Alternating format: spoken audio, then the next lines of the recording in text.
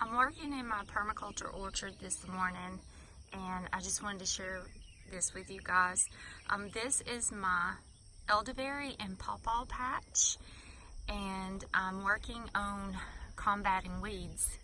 So I save cardboard for as long as I can stand it being piled up, and then I strip off all the tape, stickers and staples and all that stuff off of it, rip them apart and use them for a weed barrier in my vegetable garden, my orchard, everywhere. And the good thing about this too is that it breaks down, decomposes, and adds carbon to my soil. Plus worms and all kinds of microbial life love habitating under cardboard and eating it as well. Our worms, will eat cardboard and break it down and just keep adding back to the soil. So I love using this versus a fabric or something like that, because also in this area I'm adding all different kinds of companion plants to support my pawpaws and just for weed suppression. So I don't need landscape fabric to be down. I need to be able to add more plants, perennial plants and herbs and pest confusers and pest attractants and pollinator attractors. I need to be able to add those plants, and I need for them to be able to colonize and spread. So that's why, another reason why I don't want to use fabric and I use cardboard. Plus, it's one of the principles of permaculture is to recycle and reuse and repurpose. So instead of all this cardboard going to a burn pile or going to a landfill, I'm putting it to use in my garden.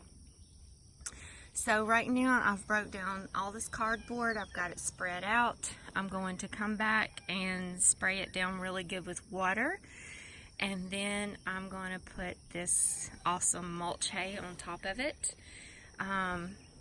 We have a cattle farmer that lives down the road, and he brings me big, huge bales of hay that's been sitting and mulched that he really don't want to give his cows. So we barter out some things, and that is my source for mulch.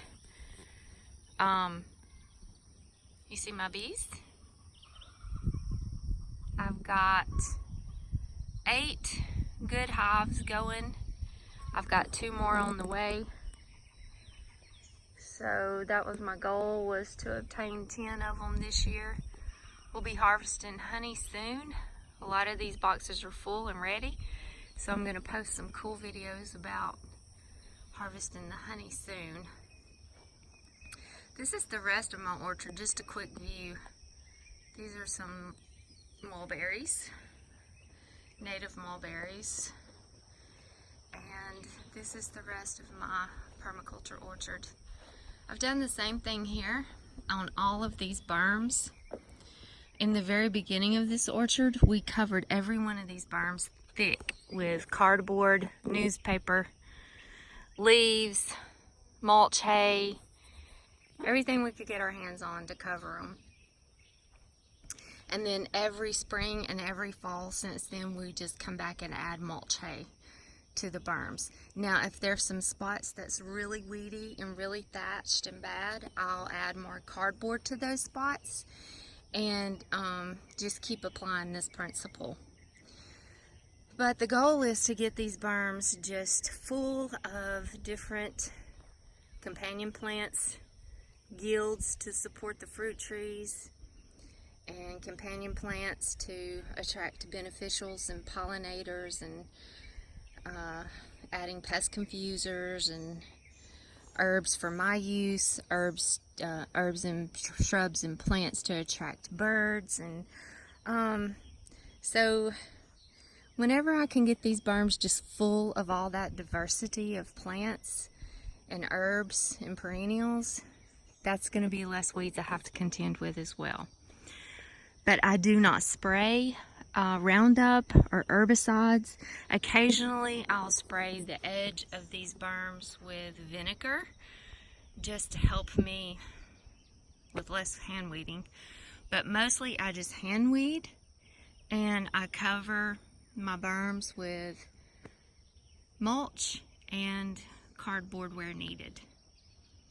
So that's just a quick little overview of the orchard, the permaculture orchard, and a few permaculture principles in action. And I'm looking forward to spending a lot of time with you guys out here and just sharing what all I'm doing in the future. Thanks for watching. Have a blessed day.